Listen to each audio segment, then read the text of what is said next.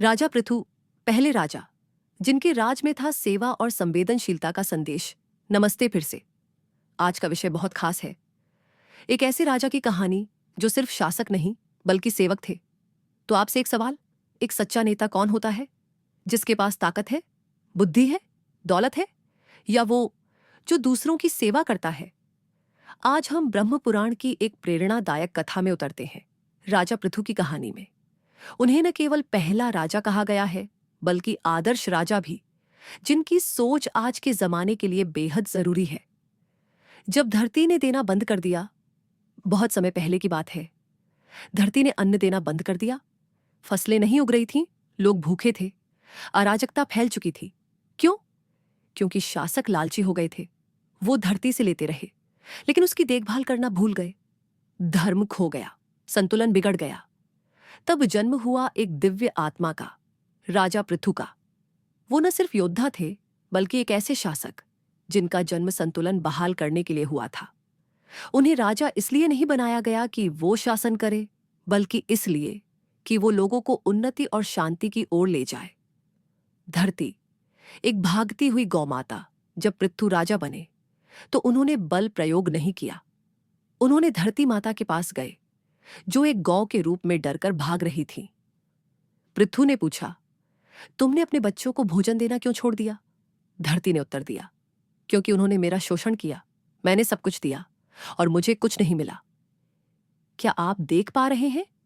यह सिर्फ एक पौराणिक कथा नहीं है, यह एक प्रतीक है। धरती क्रोधित नहीं थी, वो आहत थी। ये आज की कहानी भी है। हम भी आज यही कर रहे हैं, है ना? वनों की कटाई, प्रदूषण, जलवायु परिवर्तन, हम धरती से ले रहे हैं, खाते जा रहे हैं, लेकिन वापस कुछ नहीं दे रहे। लेकिन पृथु ने कुछ अलग किया। उन्होंने धरती की बात सुनी, उन्होंने उसे सम्मान दिया। उन्होंने वादा किया, अब से तुमसे कोई अन्याय नहीं होगा। मैं धर्म की रक्षा करूंगा, संतुलन पुनर्स्थापित करूंगा। तब धरती सहमत हुई और फिर से जीवन देना शुरू किया। और इसके बाद धरती फिर से हरी भरी हुई, लोग समृद्ध हुए, चारों ओर शांति फैली। क्यों? क्योंकि राजा ने सत्ता से नहीं, संवेदना से नेतृत्व किया। यह सिर्फ राजा की कहानी नहीं है, यह हम सबकी कहानी है। चाहे आप एक देश चला रहे हों, एक व्यापार, एक टीम, या सिर्फ अपनी जिंदगी, खुद से पूछिए, क्या मैं ज्यादा ले रहा हूं, कम दे रहा हूं? क्या मैं अपने शरीर, प्रकृति और अपने संबंधों की सुनता हूं?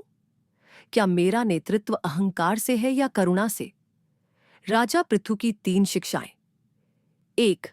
नेतृत्व एक जिम्मेदारी है, अधिकार नहीं। सत्ता का अर्थ है सेवा।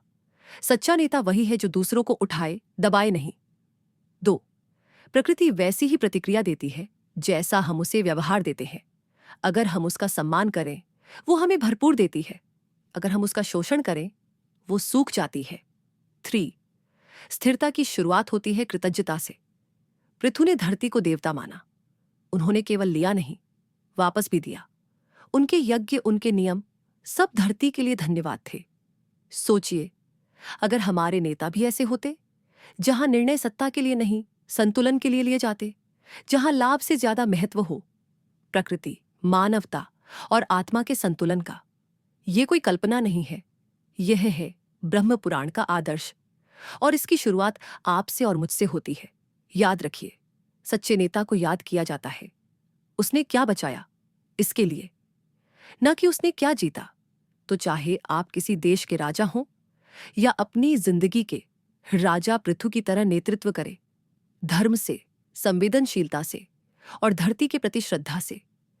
अगले वीडियो में हम जानेंगे ब्रह्मा की सृष्टि की शुरुआत कैसे होती है, विचार, ध्वनि और संकल्प की दिव्य शक्तियों के माध्यम से।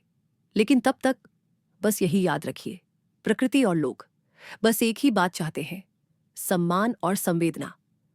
अगर इस कहानी ने आपको प्रेरित किया हो तो लाइक, शेयर और सब्सक्राइब जरूर कीजिए और बेल आइकॉन दबाएं, ताकि आप अगली प्रेरणादायक कथा मिस न करें। और हां, आज दिल से नेतृत्व कीजिए। पृथु होते तो वही करते। फिर मिलेंगे।